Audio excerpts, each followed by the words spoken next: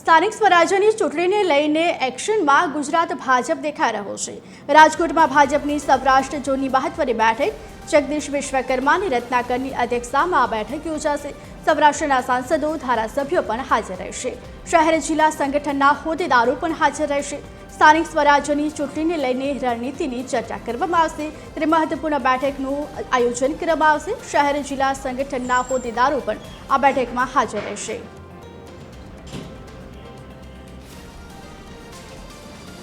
સ્થાનિક સ્વરાજ્યની ચૂંટણીને લઈને ગુજરાત ભાજપ એક્શન મોડમાં દેખાઈ રહ્યું છે। રાજકોટમાં ભાજપની સૌરાષ્ટ્ર ઝોનની મહત્વની બેઠકનું આયોજન કરાશે। જગદીશ વિશ્વકર્માની રત્નાકરની અધ્યક્ષતામાં પણ બેઠક યોજાશે। ત્યારે હાલ બેઠકનું આયોજન કરવામાં આવ્યું છે। જો કે હાલ સૌરાષ્ટ્રના સાંસદો ધારાસભ્યો પણ આ બેઠકમાં હાજર રહ્યા છે ત્યારે ભાજપ એક્શન મોડમાં દેખાઈ રહ્યું છે। શહેર જિલ્લા સંગઠનના હોદ્દેદારો પણ હાજર રહ્યા છે।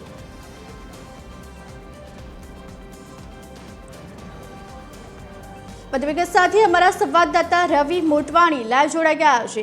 જે રવિ, રાજકોટમાં એક મહત્વપૂર્ણ બેઠકનું આયોજન કરવામાં આવ્યું, શું છે વધુ વિગત? જી જરૂરથી જણાવી દઉં, સૌરાષ્ટ્રની અત્યારે જે બેઠક છે મહત્વની કાલાવા રોડ પર આવેલા સ્વામિનારાયણ મંદિર ખાતે યોજાવાની છે। ત્યારે સૌરાષ્ટ્ર પ્રાંતના ભાજપના આગેવાન અનિરુદ્ધભાઈ દવે છે આપણી સાથે જોડાયા છે, તેમની પાસેથી જ વાત જાણવાનો પ્રયાસ કરીશું। આજે આ બેઠક છે, શું કહેશો લઈને? ભારતીય જનતા પાર્ટી આવનારા દિવસોની સ્થાનિક સ્વરાજ્યની ચૂંટણીઓની અંદર સમગ્ર ગુજરાતની અંદર માનનીય પ્રદેશ અધ્યક્ષ શ્રી જગદીશભાઈ વિશ્વકર્માના નેતૃત્વમાં અને એમના માર્ગદર્શનમાં 4 ઝોનમાં બેઠક થઈ રહી છે। એ પૈકી સુરતમાં અંદર દક્ષિણ ઝોનની થઈ ગઈ, વડોદરાની અંદર મધ્ય ઝોનની થઈ ગઈ, આજે રાજકોટની અંદર સૌરાષ્ટ્ર ઝોનની થશે અને આવનારા દિવસોમાં કર્ણાવતીમાં ઉત્તર ઝોનની બેઠક થશે। સમગ્ર ઝોનના કાર્યકર્તાઓ અહીં ઉપસ્થિત રહી રહ્યા છે અને એ કાર્યકર્તાઓ માર્ગદર્શનનું ભાથું લઈને જશે। માનનીય મોદી સાહેબના નેતૃત્વ, માનનીય ભૂપેન્દ્રભાઈ સાહેબની સરકાર, ડબલ એન્જિનની સરકાર, માનનીય અમિતભાઈ સાહેબનું સક્ષમ અડીખમ નેતૃત્વ, આ તમામ બાબતોનું ભાથું લઈ અને ભારતીય જનતા પાર્ટીનો કાર્યકર્તા એ બૂથ સુધી જશે, જન સુધી જશે, લોકો સુધી જશે અને સ્થાનિક સ્વરાજ્યની સંસ્થાઓની અંદર કમળના ફૂલને વિજયી બનાવશે। શું રણનીતિ રહેશે?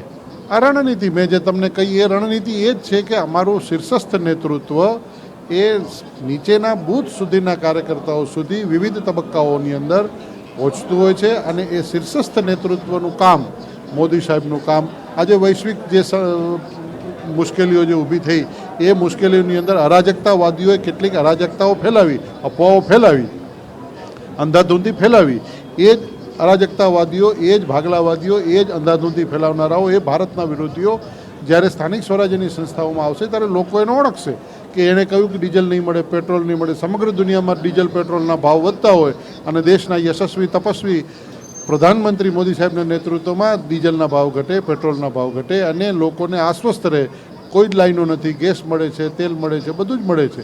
તો આ સ્થિતિ જે છે એ સ્થિતિની વાત છે કે કોણ સાચું કોણ ખોટું, એટલે વિરોધીઓનો કોઈ વિષય નથી।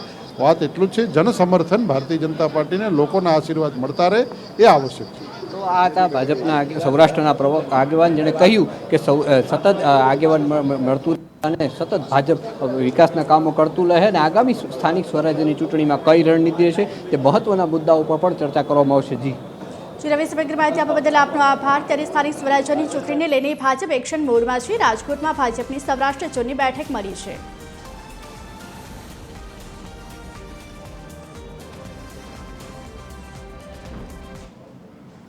ભારતીય જનતા પક્ષ એક એવો પક્ષ છે કે હર હંમેશ ચૂંટણીઓ હોય કે ન હોય, પરંતુ કાર્યકર્તાનું સંગઠન કાર્યકર્તાની સાથે વાર્તાલાપ સંવાદ ચાલતો જ હોય છે।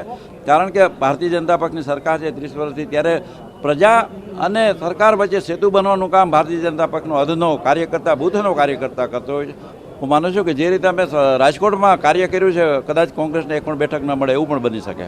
એટલા માટે કે અમને અમારા કામગીરી પર ભરોસો છે, રાજકોટની પ્રજા પર ભરોસો છે।